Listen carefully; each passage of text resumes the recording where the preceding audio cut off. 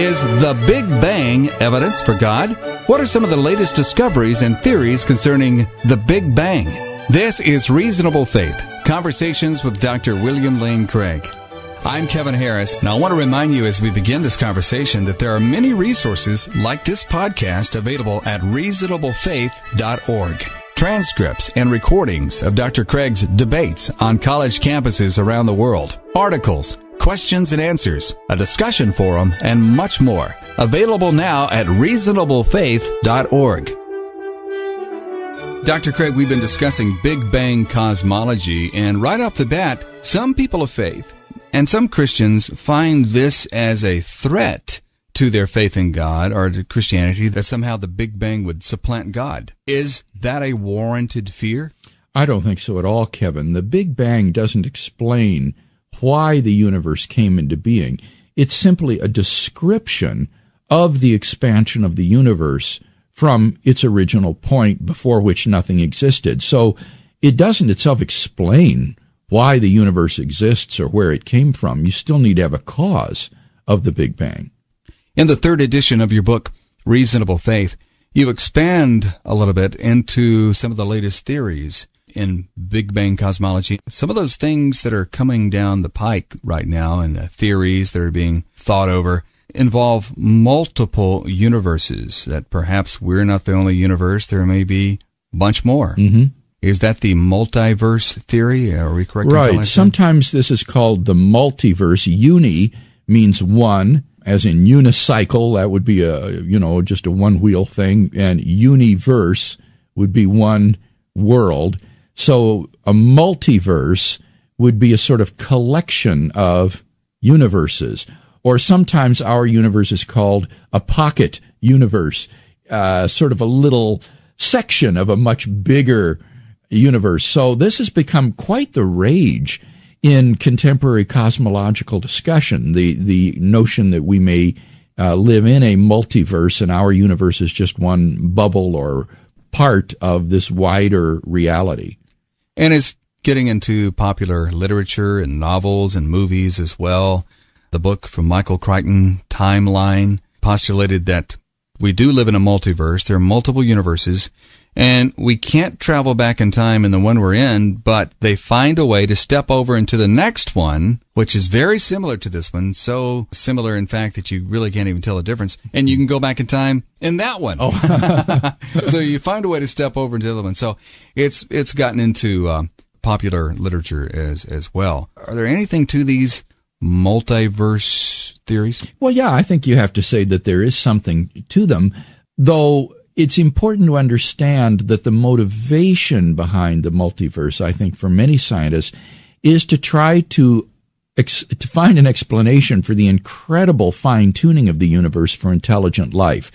The universe is so incomprehensibly fine-tuned for the existence of life that this cannot be simply dismissed as an accident, as due to chance. It cries out for some sort of an explanation. And if cosmologists are to avoid the G word, what they're going to do is to appeal to a world ensemble or multiverse of worlds in which all of the constants and quantities of nature vary randomly. And if there is an infinite number of these universes within the world ensemble, then by chance alone, finely tuned universes will appear somewhere in the ensemble, and the observers that exist within them will look out and see a finely tuned universe for their existence and think, gosh, there must be a designer, when in fact it's all just due to chance. So the multiverse hypothesis, for many scientists, is really an attempt to multiply your probabilistic resources so as to reduce the improbability of getting a finely tuned universe by chance. It's like saying there's not just one spin of one roulette wheel, but there are billions of roulette wheels spinning, so somewhere in the system your number's going to come up. You mentioned the fact that if the universe had not allowed intelligent life, then we wouldn't be here to observe it and so on. We've discussed that in other programs, and you've written on that, Dr. Craig. But it brings up the anthropic principle and the weak anthropic principle. What is the difference between the two? Well, I really don't think that there is a difference between the two. I think that the differentiation between strong and weak versions of the anthropic principle is unhelpful. What the anthropic principle basically says is that our own existence acts as a kind of selection effect upon what we can observe. Namely, we can't observe universes that are incompatible with our existence, because if it were, say, too hot or too dense or expanding too rapidly, those conditions would not be conducive to life, and so we couldn't exist to observe them. And so, by its very nature, our existence acts as a kind of selecting factor on what universes we can observe. We can only observe universes which are appropriately fine-tuned for our existence. And the anthropic principle can be used in conjunction with a world ensemble to say that in the world ensemble of randomly ordered universes, by chance alone, finely tuned universes will appear, and of course only those universes can be observed by observers. Because in all the other ones, there aren't any observers. No, there isn't any life.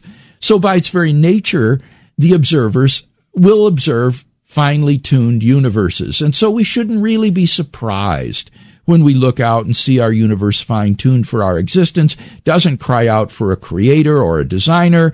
Rather, it's just by chance, and we couldn't observe anything else. Our observing the universe as a sort of selection process is not the same as saying we create the universe by our observation. Right. That's absolutely correct. That would be a misunderstanding. The idea is not that our existence somehow makes the universe fine-tuned for our existence, or that our existence somehow explains why the universe is fine-tuned for our existence. And that's why the anthropic principle only works if you have a multiverse or world ensemble. You've got to have the multiverse of randomly ordered worlds that is big enough so that by chance alone, somewhere in the ensemble, a life-permitting universe will arise by chance. And then you can use the anthropic principle to tell those observers, well, look, you couldn't observe anything else, so why are you surprised? It's just by chance. So the anthropic principle alone won't do the job. It's got to be the anthropic principle plus the world ensemble or multiverse together. That's what current theorists who want to avoid the G word are appealing in order to explain the fine-tuning of the universe. Let's go to John Leslie's firing squad illustration. I think we might can tie some of this together. Why did he give this analogy of the firing squad? What is it? How does it relate, and what is it? Well, he gave this analogy because early on, people were trying to use the anthropic principle on its own to get rid of design. They were trying to just say, well, you oughtn't to be surprised at the fine-tuning of the universe for life, because after all, if it weren't fine-tuned, you wouldn't be here to be surprised about it. So it's no big deal. Well, Leslie said that is like being dragged in front of a firing squad of 100 trained marksmen, all with rifles, aimed at your heart at point-blank range, and you hear the command given, ready, aim, fire, and then you hear the roar of the guns. And then you observe that you're still alive, that all of the 100 marksmen missed. Now, Leslie says, what would you conclude in this case? You wouldn't be surprised that you don't observe that you're dead, because if you were dead, you couldn't observe it. So that's right. There's no surprise that you don't observe that you're dead. But you should still be surprised that you do observe that you're alive, in view of the improbability of all of these marksmen missing. Given the improbability that they would all miss, you should be very surprised that you observe that you're alive, even though you're not surprised that you don't observe that you're dead. Yeah. And in fact, you would probably conclude that they all missed on purpose, that it was a result of some kind of a setup engineered by someone for some reason. So what Leslie is pointing out is that in the absence of a world ensemble, where all possibilities are actualized, you can't use the anthropic principle to explain away our surprise at seeing the fine-tuning of the universe. You still have to have some explanation for why those marksmen all missed. It's not enough just to say, well, if they hadn't all missed, you wouldn't be there to be surprised about it. One guy tried to get around Leslie's analogy by saying that the guy who was about to be shot, after he heard the roar of the guns and he was still alive, he took off his blindfold, and there were 100 other condemned criminals, but one of them was shot. Yeah, see, what he's trying to do is a world ensemble. He's multiple. Yeah, exactly, and that would be right. He's right. If you posit enough firing squads shooting at people that the incredibly infinitesimal possibility that they'd all miss would somewhere be actualized, then, yeah, the guy shouldn't be surprised that they all missed, because somewhere in the ensemble of firing squads and victims, one of them by chance alone would have missed. But that just illustrates my point, that the anthropic principle without the world ensemble won't do the trick. You've got to have the multiverse to generate all of those other possibilities. Now, as I say, multiply your probabilistic resources so that somewhere this infinitesimally improbable event is going to happen. People who discuss this topic often refer to the work of Barrow and Tipler. Can you summarize some of the things that they said? Well, Barrow and Tipler wrote a book called The Cosmological Anthropic Principle in 1985, which is just a masterpiece of compiling all of the evidence for fine-tuning in the universe. And they show how incredibly fine-tuned the universe is for our existence. And then they enunciate a couple of versions of the anthropic principle, as you say, and attempt to defend it. And I think that their own view does succumb to the criticism that I've just lodged, that the anthropic principle is invalid or impotent in the absence of this world ensemble. So the real question that is facing us today in this whole question of fine-tuning and how is it to be explained is the question, which is the better explanation? An intelligent designer of the universe, or a multiverse or world ensemble of universes, of randomly ordered infinite number of worlds? Which is the better explanation of those two? In your new edition of Reasonable Faith, the book, you expand the chapter in dealing with this. What are some other things that you put in? Well, what I point out is a couple of criticisms of the world ensemble hypothesis that I think make it less preferable to the design hypothesis. And one of these is fairly obvious, namely that if the world ensemble itself is to be a plausible scientific alternative to design, you've got to have some sort of a mechanism for generating the many worlds. You can't just say they're out there. You need some sort of a theory that would generate this world ensemble of an infinite number of randomly ordered universes.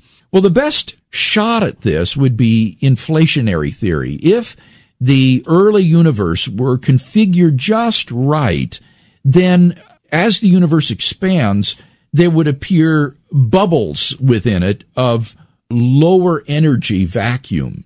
And these bubbles could each then constitute a separate universe. These would be your little universes within the multiverse that spawns the bubbles. And if there were enough of these and they were randomly ordered, then you'd get your world ensemble. Now, the question is, what about the mechanism that produces these bubble universes? Is it fine-tuned or not? And if it is finely tuned, then obviously the problem hasn't been solved. The world ensemble gets rid of the cosmic designer only if there is no fine-tuning required for the world ensemble. And that is far from obvious. For example, the cosmological constant, which drives inflation, has to be fine-tuned to 1 part out of 10 to the 120th power. And there's no explanation of that. Also, in the best theory that we have of a kind of theory of everything today, M theory or superstring theory, the theory only works if there are exactly 11 dimensions. But the theory itself doesn't explain why the world should have 11 dimensions rather than any other number. So you have a kind of geometrical fine-tuning in this case, in the number of dimensions. So it's not at all obvious that the world ensemble hypothesis has eliminated the need for fine-tuning. That's one problem. Here's another problem. As I mentioned earlier, the theorem developed by Borde, Guth, and Vilenkin has shown that the multiverse itself cannot be extended into the infinite past. There had to be a beginning to this multiverse, and ever since its beginning, it's been chugging away, producing these bubble universes. Now think what that implies, Kevin. If it had a beginning, then that means that there can only be as many universes in the ensemble as have been generated since the multiverse began. But in that case, it's going to be a finite number, not an infinite number, and therefore, given the incomprehensible improbability of the fine-tuning, there's no guarantee whatsoever that finely tuned universes will have appeared yet in the world ensemble of bubble universes. So you don't have an infinite number of randomly ordered worlds in the way that the multiverse hypothesis requires to explain away fine-tuning. So that's just a couple of problems. But perhaps the most damaging objection is the third one, which has been developed by theorists like Roger Penrose, mathematical physicist at Oxford University. What Penrose points out is that if we are just a random member of a world ensemble of randomly ordered worlds, then it is highly, highly probable that we ought to be observing a very different universe than the one we observe. For example, Penrose calculates that the odds of the universe having its exact thermodynamic characteristics is 1 chance out of 10 to the power of 10 to the power of 123, just an incomprehensible number. So that the odds that the universe would be fine-tuned in the way that we observe it to be are just incomprehensibly small. By contrast to that, what are the odds that the solar system would just pop into existence suddenly by the random collision of particles? Just particles jostling around would suddenly, boom, fall into the configuration of our solar system. Well, Penrose figures this out. He says it's about 1 chance out of 10 to the power of 10 to the power of 60. Now, that's an incomprehensibly large number, but it is infinitesimally small compared to 1 chance out of 10 to the power of 10 to the power of 123. In fact, Penrose says it's utter chicken feed by comparison. Now, what does that imply? That implies that if we are just one random member of a world ensemble, then as we look out at the universe, what we ought to be observing in all probability would be a universe no larger than our solar system, because that kind of world is vastly more probable than a finely tuned universe like ours. And therefore, our observations disconfirm the world ensemble hypothesis. It makes it very, very improbable that we are just a random member in a world ensemble. In fact, the current wrinkle in cosmology today has been to calculate what would be the smallest observable universe there could be. In fact, it would be smaller than the solar system. The smallest observable universe, and therefore the most probable observable universe to just pop into being from a random collision of particles, would be a universe which consists of a single brain which has the illusion of an external universe around it, that appears to see an external universe when in fact all that exists is just a single brain. And these are called Boltzmann brains, after the German 19th century physicist Ludwig Boltzmann. And therefore, if that is true, then in all probability, if we are just a member of a random world ensemble, each one of us ought to conclude that he is in fact a Boltzmann brain, and that your hands, your head, the world around you, the trees, the cars, other people, all of these are just illusions of your consciousness, projections of your brain, and that all that really exists is just you, your single Boltzmann brain. Now, if you don't think that you're a Boltzmann brain, if you think you're a respectable, ordinary observer in an external world, then you should conclude that, therefore, a world ensemble does not, in all probability, exist. Our question of the day, Dr. Craig, this is kind of a rough one. Are we to understand hell as being a place of fire and bodies being burned alive and so forth? Yeah, I'm not sure what to make of these images in the scriptures of hell that describe it as flames and others describe it as outer darkness. There is the resurrection of the body that does take place. So it could be that this would involve a kind of corporal punishment. On the other hand, it seems that the real essence of hell is not in corporal punishment, but it's in spiritual separation from God, and a kind of abandonment, left apart from all that is good and lovely and true and worthwhile, and being abandoned to one's own self and one's own wicked nature. And so Paul says in Thessalonians that those who reject Christ will suffer the punishment of eternal exclusion from the presence of the Lord. So I think that's the real essence of hell, whether or not it will involve corporal punishment or whether these are just dramatic, metaphorical images to depict how awful the suffering of this abandonment is. I have an open mind. Yeah, it surely may not be the kind of fire, chemical combustion that we're familiar with on planet Earth.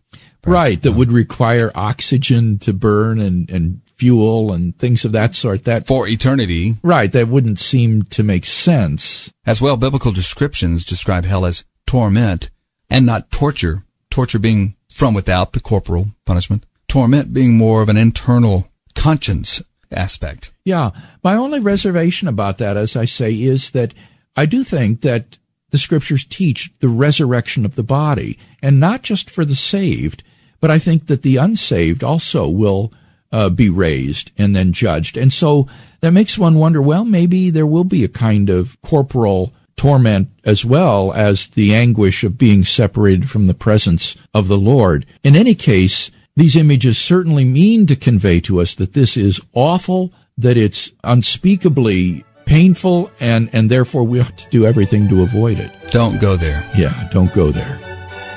For more resources like these from Dr. William Lane Craig, go to reasonablefaith.org. That's reasonablefaith.org.